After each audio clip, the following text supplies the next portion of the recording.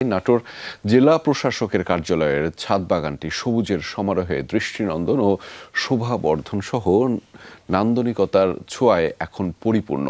বাগানটিতে রয়েছে ১২৬ প্রজাতির গাছ। ছাদ বাগানটি চলতি বছরে পেয়েছে জাতীয় পুরস্কারও। আরও বিস্তারিত জানাচ্ছেন আমাদের সহকর্মী নাজমুল হাসান।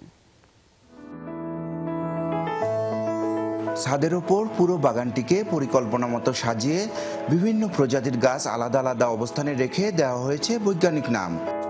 চারিদিকে সবুজ আর নানা রঙের বর্ণিল ফুলের সমারোহ পুরো এলাকা জুড়ে।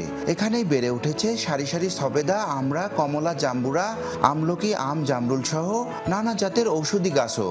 প্রতিটি গাছ লাগানো হয়েছে এক একটি ড্রামে।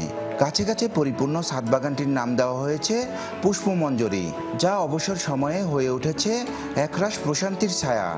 নাটোর জেলা প্রশাসন একটি অনন্য দৃষ্টান্ত সৃষ্টি করেছেন ছাদ বাগান করে, যেটা জাতীয় পর্যায়ে পুরস্কৃত হয়েছে এবং নাটোরবাসী হিসেবে আমরা গর্বিত।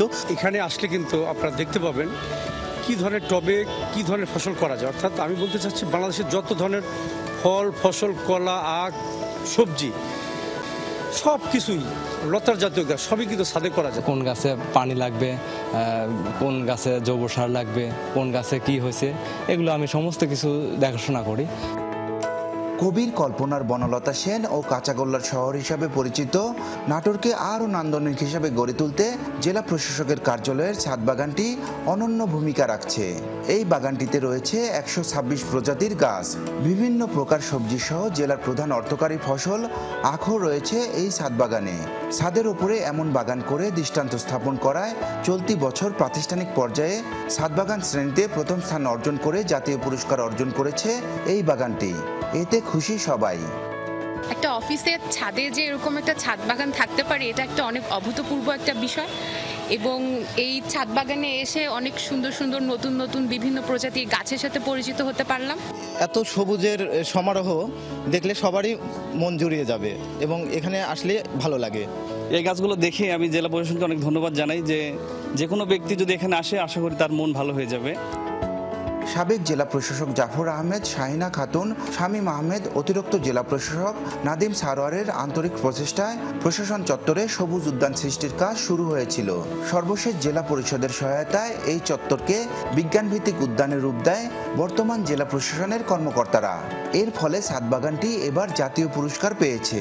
এই বাগানটি জলবায়ু পরিবর্তনের বিরূপ প্রভাব মোকাবেলা ও কার্বনের নিঃসরণ কমাতেও ভূমিকা রাখবে বলে জানান বর্তমান জেলা প্রশাসক। বিলুপ্তপ্রায় এবং বিরল প্রজাতির একটা উদ্ভিদের কর্নার তৈরি করেছি, যেটি করার ক্ষেত্রে আমি বাংলাদেশের বিভিন্ন জায়গা থেকে, পার্বত্য চট্টগ্রাম থেকে শুরু করে বিভিন্ন জেলা থেকে আমি উদ্ভিদ সংগ্রহ করেছি। এছাড়া ফলজ, বনজ এবং শাকসবজির শোভাবর্ধনকারী উদ্ভিদের আলাদা আলাদা কর্নার তৈরি করেছি এবং এরই ফলশ্রুতিতে এখানে ৮০ প্রজাতির ৪৫০টি উদ্ভিদ বর্তমানে রয়েছে। একটা সুন্দর নাটোর করার জন্য যে চাহিদা, সেই লক্ষ্যে যেন আমরা কাজ করতে পারি, সেটি অনুপ্রেরণা হিসেবে এখানে কাজ করবে।